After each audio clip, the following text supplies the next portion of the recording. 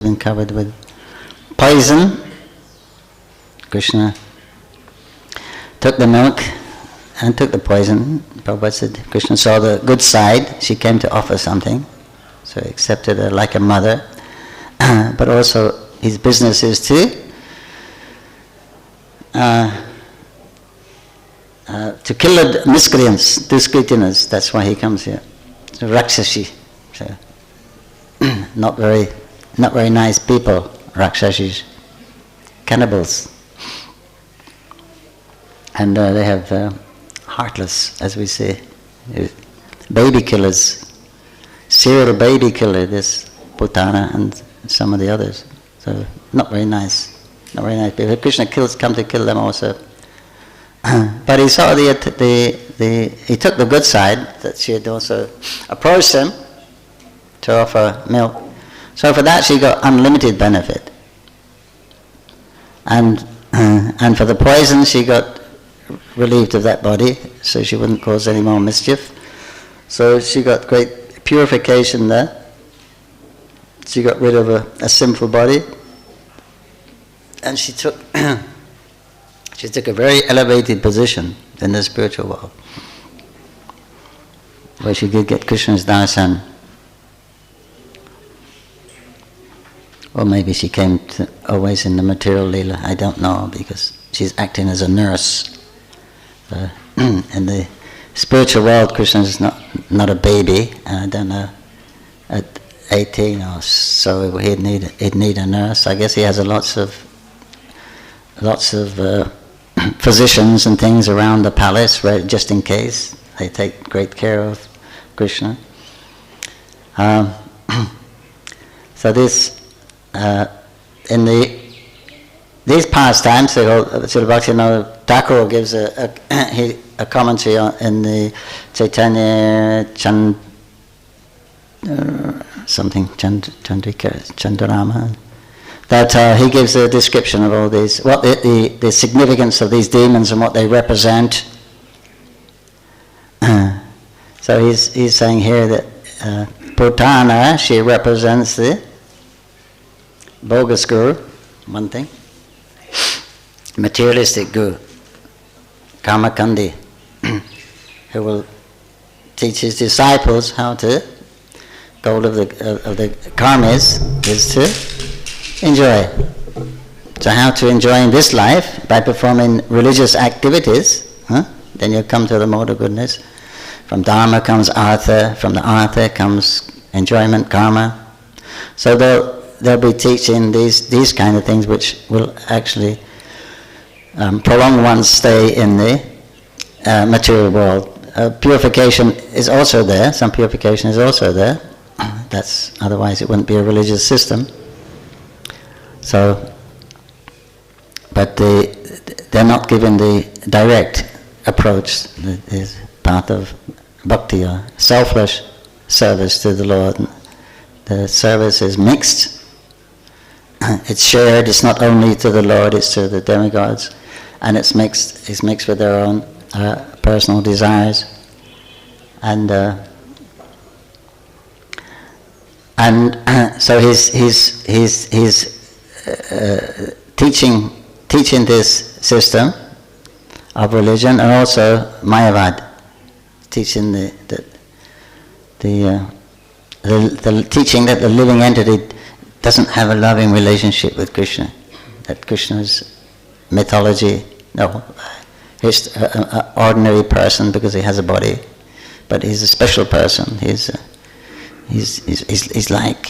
just like Brahman personified. He has so much good qualities in him.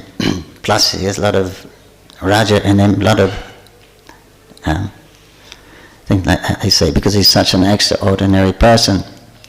But ultimately, at the end of the philosophy, then he's Maya. The body is illusion, because it's in the absolute truth. There is no forms. Right? There are no activities. There is no loving devotion. There is nothing. So then, from that position, then it's actually atheism. They say that Vishnu is not God. but you can use that form of Vishnu to concentrate on, to steady yourself, to make your mind steady, and when your mind is steady, peaceful and purified, then you can understand that actually you're God. Haribol. So they're denying the relationship with Krishna, and they're teaching the path of Gyan, Marg, Gyan or Karma. So these are the bogus gurus, and Putana also represents for the devotees who come to Krishna. They offer their devotion to Krishna, they come with an offering to Krishna, but actually they want something in return, which would apply to many devotees except for the pure unalloyed devotees. Everyone has generally some self-interest. So Sri Bhaktivinoda Thakur says that Krishna, he hearing this pastime and pastimes of Krishna, they purify one and they protect one from that mentality, fruitive mentality, and they save the the innocent young devotion or devotional creeper of the new devotees, means neophyte devotees. He protects that. It's like because it's in a very tender state and immature state. So therefore, we're desiring other things. We're desiring also material happiness and material comfort, position, etc., like that. So that's childish. That's immature devotion, mixed devotion. So to protect that, then Krishna performs his wonderful pastimes. So it's like in that mentality to be childlike. So Krishna was a child, and he sucked that poison, the poison out. So the poison of karma and gyan, which is very deeply rooted in everyone, the desire for freedom, the desire for enjoyment. So he that's considered the poison. So Krishna also took that away. So that's something for the devotees to meditate on. And he also is talking about, Sri Bhaktivinoda Thakur, about the difference between these pastimes here and the pastimes in the spiritual world, the Nitya Lila. All these different things, all these pastimes go on. Of course, Krishna's not a baby there, but still, this the origin of all these pastimes is in Golok. So they practically go on, and Putana comes to Golok, and but she's not a demon. She's a product of Yogamaya. She's creation of Yogamaya. She has no eternal existence there. She's just created when there's need of the pastime. But here they're actually demons, actually living entities. These particular demons we're talking about now in the beginning, they're Kamsa's cahoots, Kamsa's allies, friends. So he sent them out of fear of his own life to kill all the babies in the area, all the young babies, to save his own life. So that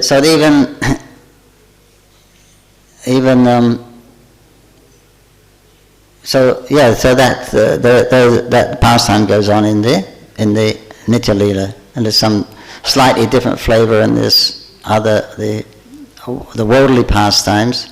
They call it Naimittika. Naimittika means occasional pastimes.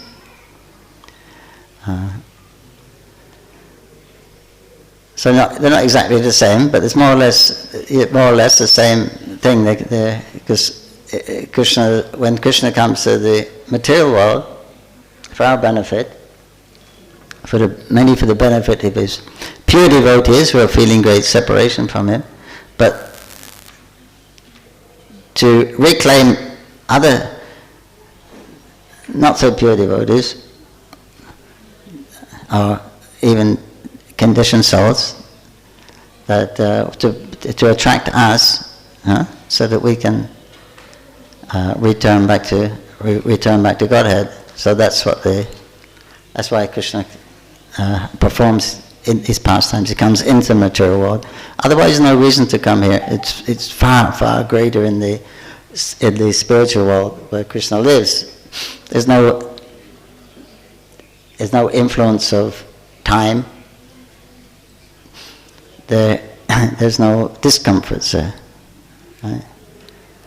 Nobody has to put their hoodies on and sit around and keep warm with chadars in the winter time, and then gasping and put the fan on in the summer. It's not like that. Everything is.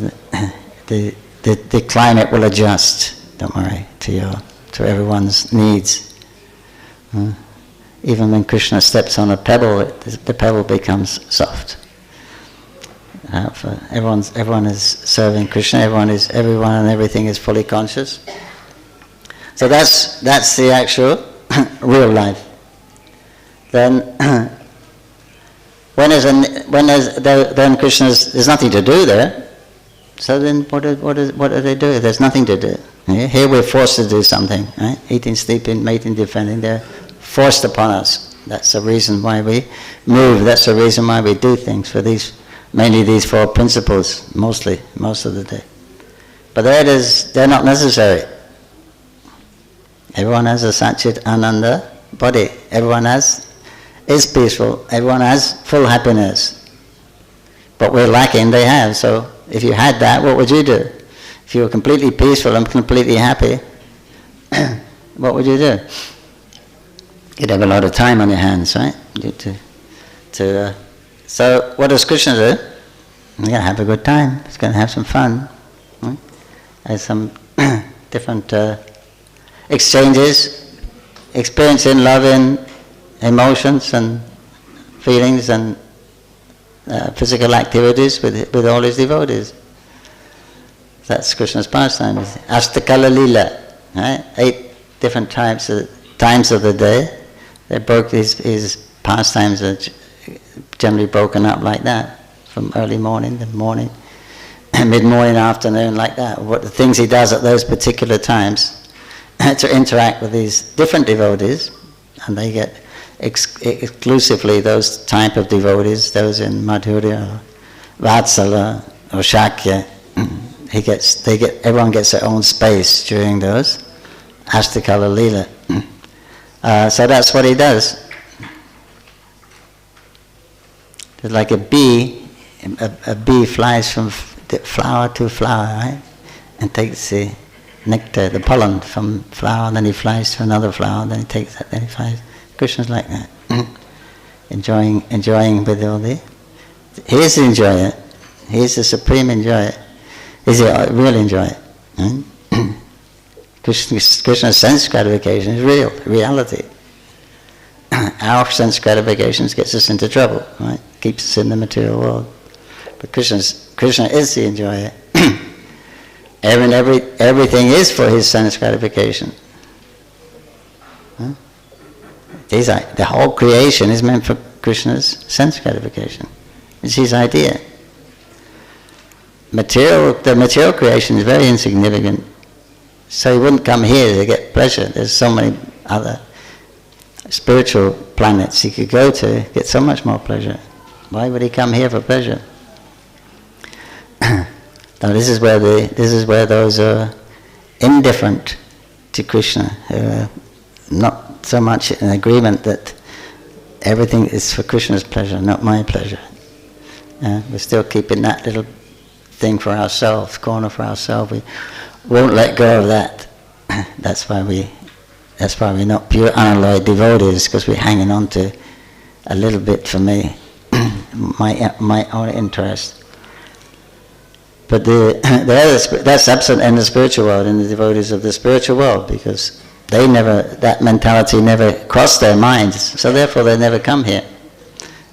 But so Krishna's not going to let us stay here, because it's so intricate, the material creation. Or to speak of the spiritual creation, it's so intricate. Of course, Krishna doesn't do it. He's not going to stop his business of enjoying to create. He's going to expand himself. Make a brother, Balaram. You can do that. Balaram's not going to leave Krishna, so he's going to expand. The Chatuvyuha, they're going to expand another. Then Mahavishnu, then I'll give it to Mahavishnu. He can do that. He can do some work. So Krishna's happiness is not impeded. He's just carrying on the same as usual. He has that idea. Some of these people have a strange different mentalities creeping in. Then, so Krishna's idea is already expanded. His idea is expanded to suit the mentality of devotees.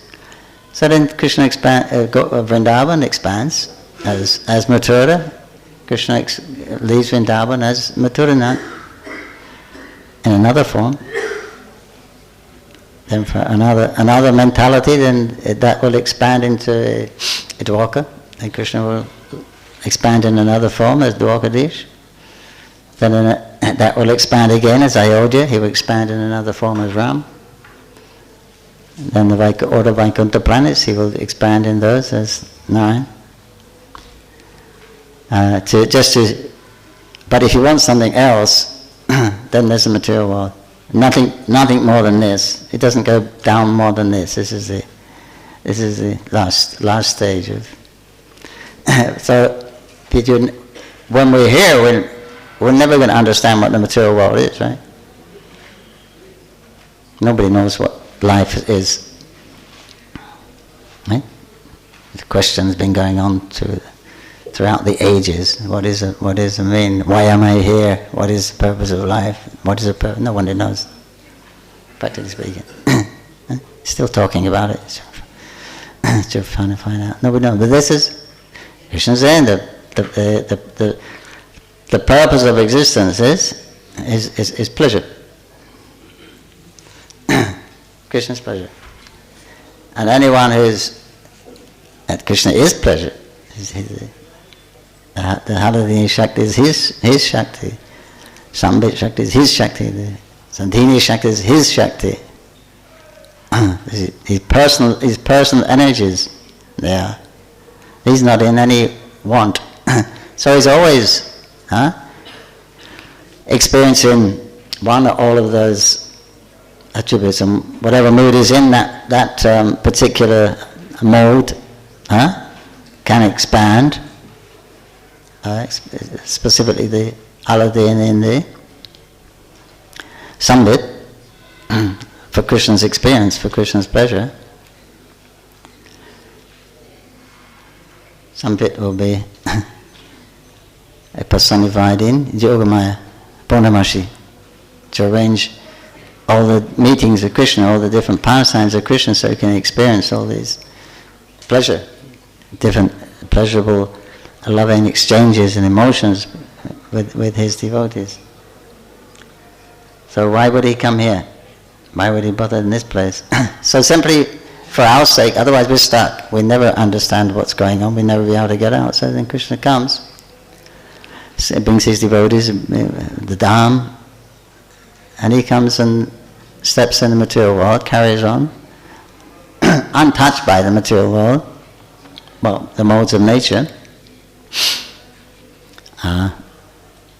and carries on enjoying, having his pastime. But here, in this, because it's a temporary thing, nemitika pastime, then there's a few variations, like the appearance and disappearance. That's not in the spiritual world.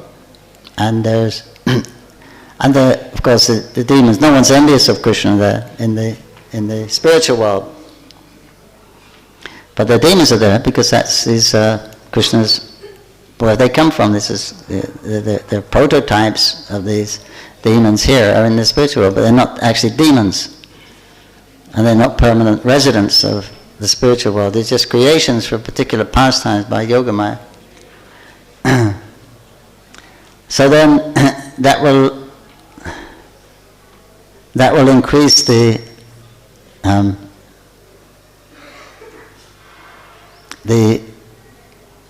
enhance the pleasure of Krishna and his devotees by bringing in some fear that Krishna could be in danger by this big witch. Bringing in some fear that, monstrous witch. And so Krishna will kill her. And then everyone will be happy. Say, come back to life, you come back to life.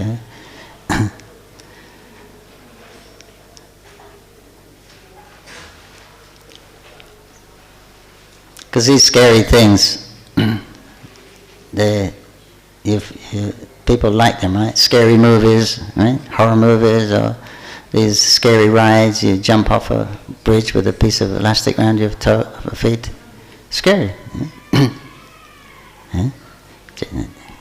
Oh, they like these extreme sports, right? Dangerous, right? You could, any time if something goes wrong, you're finished. But there's that adrenaline is nice, exciting for that type of person.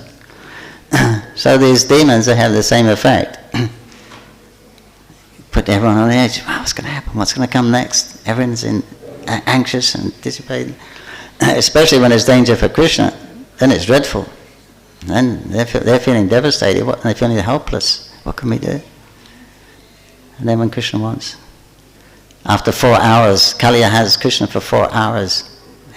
His coils. Everyone's almost dying. They're fainting. What can they do?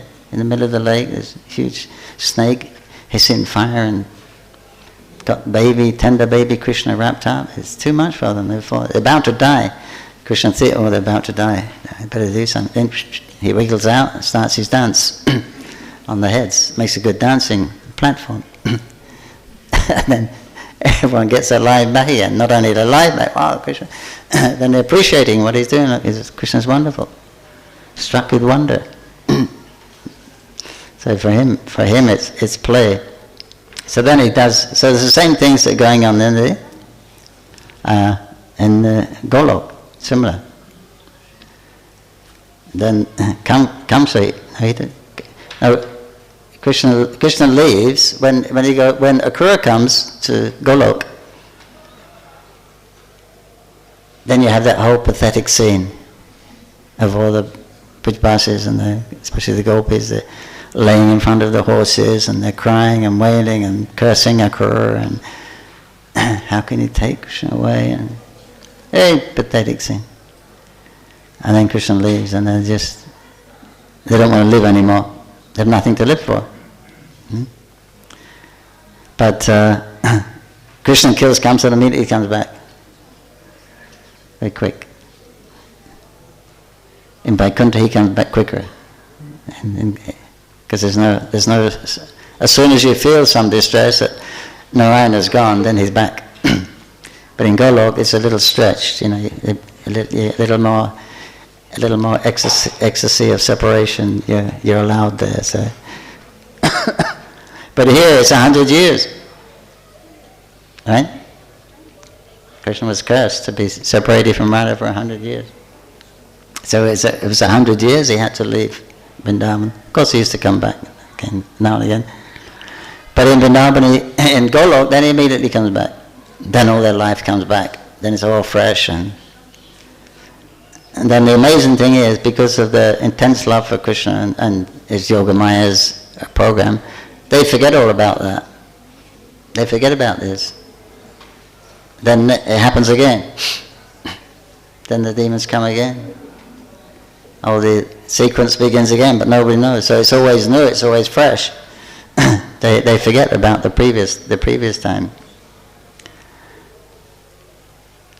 So this is which keeps it the love and the relationship fresh, and ever increasing. Vipalamba is the separation. Sambhog is the union. Everyone wants sambhog. But if there's always sambhog, then it can get a little, not in the spiritual world, but here we experience that familiarity breeds contempt. We take it for granted, right? We take it for granted there's always internet when it goes off.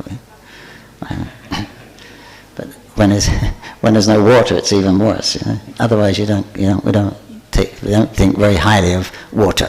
You turn the tap on. It's just when it's gone, then you really appreciate the value of things like that. So that's what it's for. It increases because when Krishna's not present, then they can appreciate how much they love Krishna, how dear Krishna is to them. And that's burning for them.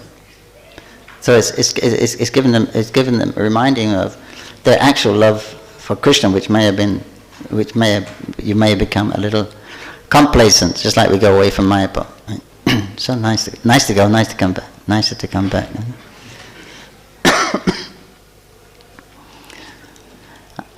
And so when they again meet, then there's so much more appreciation, and there's so much more love. And then Krishna will go away again.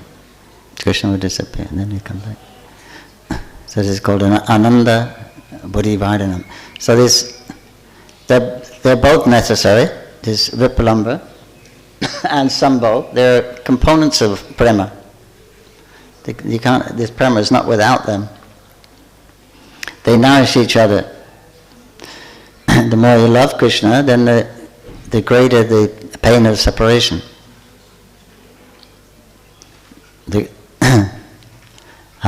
So that goes on increasing. The love goes on increasing, and the pain goes on increasing.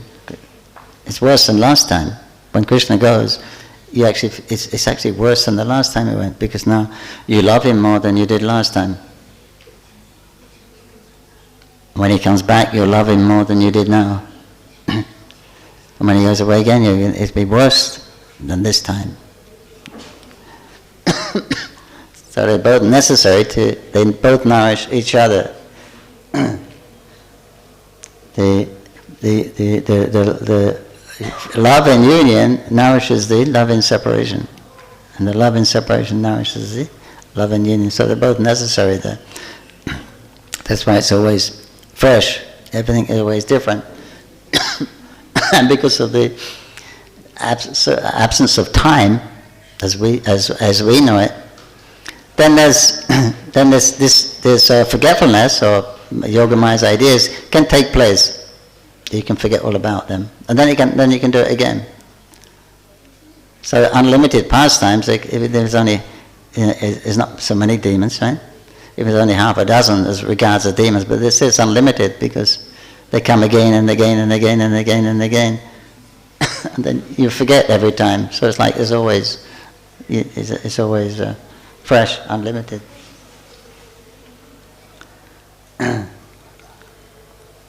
So Krishna is wonderful, he's full of wonder. So the Gopas were struck with wonder. They're coming back from Mathura, paying taxes or something. And they see this huge body, 12 miles long, it's big. From here to Krishnanagar, it's not a small thing. So where did this come from? Are we in Vrindavan? What's going on? And when they get back, they'll hear, Krishna killed this giant. Krishna, little baby. He's only just crawling still at this time. How wonderful Krishna is. Garga Muni was right. This person's just like Narayan. Look after him. So this way, it increases their love for Krishna. It's great. It caused great fear to the residents of Vrindavan that were there. They saw what was happening, briefly anyway. That when Krishna began to suck her breast, and then he sucked her milk, and then he sucked her life, and she couldn't stand the pain, but he wouldn't let go. Leave me, child. She tried to push him off, he couldn't. And then, because all her life force was gone, she couldn't maintain that mystic body. She had changed her body, she had mystic power, into the body of a beautiful girl. But she couldn't maintain that, so then she reverted to her original form, which was this huge giant. So then she began to run away, but Krishna wouldn't let go. Then they saw her coming out, and she was growing and growing and growing with teeth were like plows. He'd be ghastly. So they were horrified, but it wasn't horrified for very long, because boom, she died. She crashed down 12 miles. And everyone was fearful. They were running up, and there was Krishna sitting on her chest, quite happily playing. Then they gave him all those, purified him with all those mantras and pujas and goduli and cow tails. So that's what Krishna's pastimes are, full of wonder, and they're to create wonder in common people like us, so that we'll be interested in Krishna. Everyone likes wonderful things. So then we can see what is real life, what is real relationship, by hearing about Krishna's past life and his relationships with his devotees, because it's more or less a reflection of the spiritual world. Then we can understand what the actual reality is. So simply by hearing about these pastimes, that's all that's actually required. Then all the misgivings, our misgivings will go. We'll get spiritual knowledge, how to distinguish between what is spiritual and what is material, and then make the right decisions in life. Become purified, become attracted to Krishna, and then if we're attracted to Krishna, then we can go and join him in his abode. So that will be our perfection. So that is a wonderful way the Lord behaves to show his mercy upon his parts and parcels. Jai Bhagavan Sri Krishna ki. I would say Putana Rakshashi ki. She's a Rakshashi. Srimad Bhagavatam ki jai. Srimad Bhagavatam ki jai. Go Premanandi.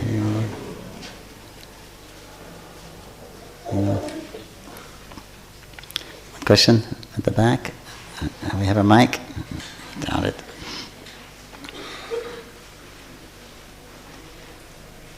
Right at the back.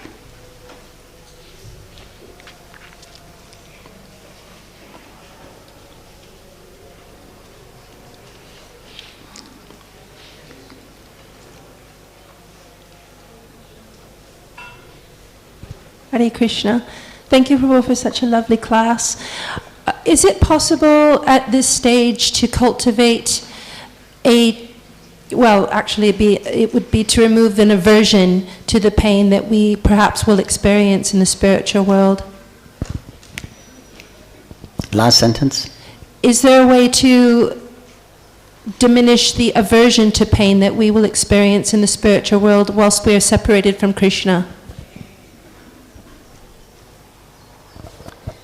In the spiritual world? Yes. I doubt it.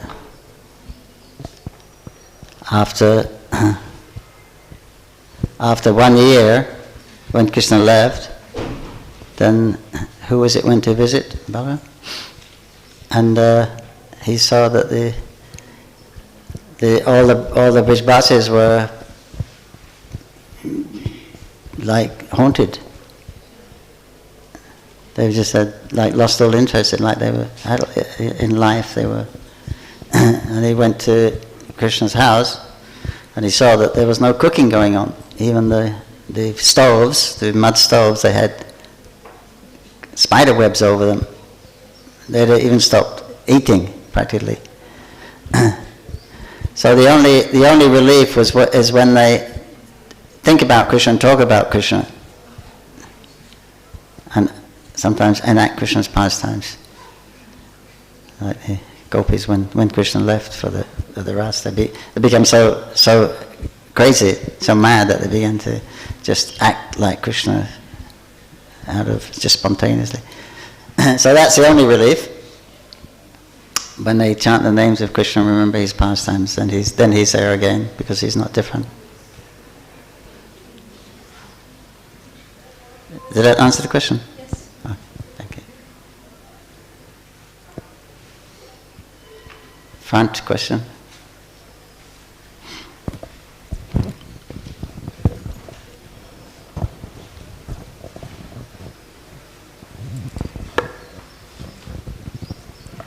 Hare Krishna.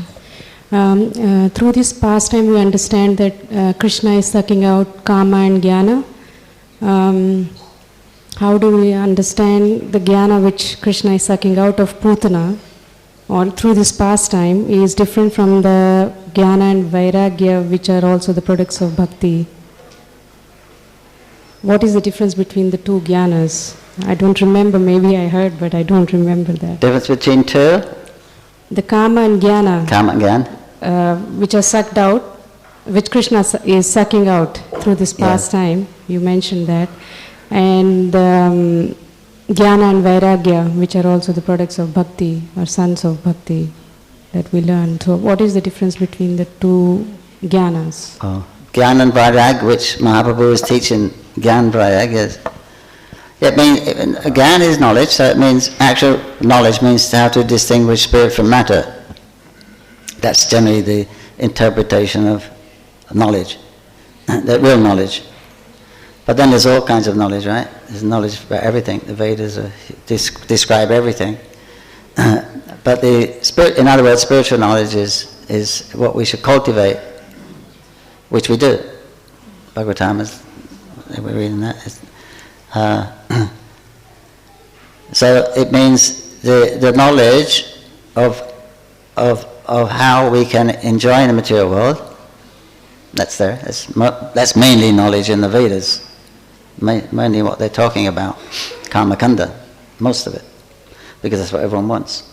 So that kind of knowledge is considered poison, spiritually, but it's recommended. I mean, it's recommended if you can't surrender to Krishna, then you take to this, because it's a religious system, and religion is a means to understand spirituality. But if we don't understand that, we just take religion as, we don't see the purpose of a religion, just our own satisfaction, to fulfill our desires, then it remains like that, a materialistic religion. But the knowledge is there, how to be successful, how to be whatever you want. There's a process to get it in life, or in the next life. And then the process how to become free from the modes of nature. So none of them are really anything to do with what we're supposed to be doing. We're supposed to be serving Krishna with love. So then they're not talking about, they're talking about something else. So they're actually deviating. So you become, a very highly religious, spiritual deviant, like most of these religions and guru, sadhus, etc. They're not teaching that. They're not teaching that one's constitution is to re-establish a loving relationship with Krishna. Rather, they're denying that. The Mayavadis, they deny that. There is no loving relationship with Krishna. That's Maya. So it's poisonous. Bhaktivinoda Thakur says, when he hears the name Putana, he said, devotees tremble. She were coming to steal your heart's bhakti, Putana, in guise of a devotee, or a guise of a good friend, like she did. Jananmas was saying the other day in the Bhaktisiddhanta's Saraswati class, I think it was the first disciple of Bhaktisiddhanta they had the Jat Guru, the Kula Guru, village Guru, family Guru. And after hearing from Bhaktisiddhanta, he came and asked to surrender. He came to surrender. He said, I had a dream last night, and my Guru and his wife were approaching me, and my Guru turned into a lion, and his wife turned into a tiger, and they looked like they were coming to devour me. So he said, please give me shelter. Because they weren't Vaishnavas, they were just materialistic gurus. So I guess by the mercy of Srila Bhaktisiddhanta, he had that revelation that, they're not going to actually save you, they're going to keep you in the material world. They're going to eat your devotion, destroy your devotion. But Gyan and Vairag, spiritual, it means you give up sense gratification for your own personal sense gratification, and give up the desire to be free. Same thing, karma gyan. Either you're designed to enjoying the material world, or materially, or you're designed to be free from it. It's the same thing.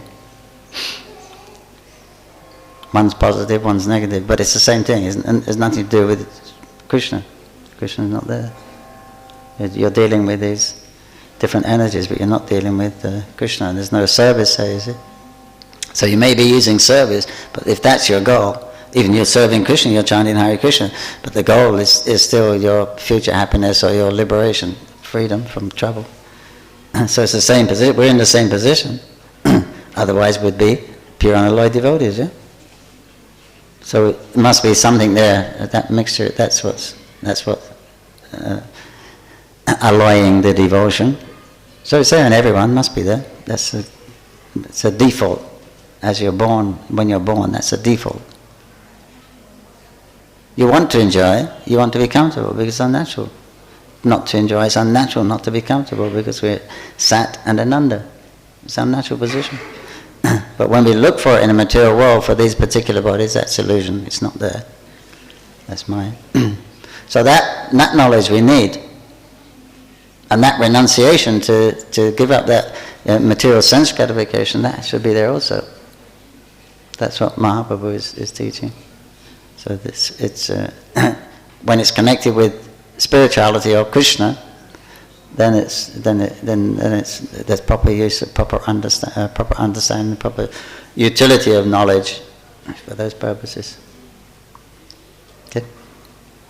Okay. Last question. I wanted to ask that in Goloka there is no misery. So if the demons come, misery. No? So in Goloka there is no misery and dukkha. So when the demons come, they do some destruction, like Putna killed the babies. So how is that? How can we understand? No, that? she doesn't kill any babies in Golok. Krishna's her first client. Breakfast. So no, there's none of that. But the anguish is there, the anxiety is there, the pain is there, but that's real pain. It's much worse than the pain here.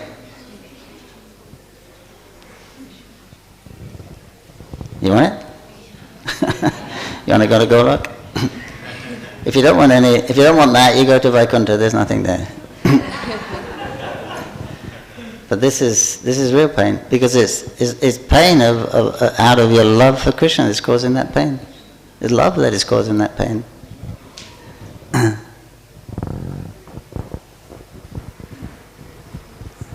But no one gets killed up there. And the demons, they're created by Yoga Maya. They do their thing, and Krishna kills them. Then they dissolve till they're needed again, and she creates a new one. They don't stay up there. They're not coming from somewhere else. They're just creations of Yoga Maya. Yeah, Srimad Bhagavatam ki jai. Hari Om. Bhakta Vrinda ki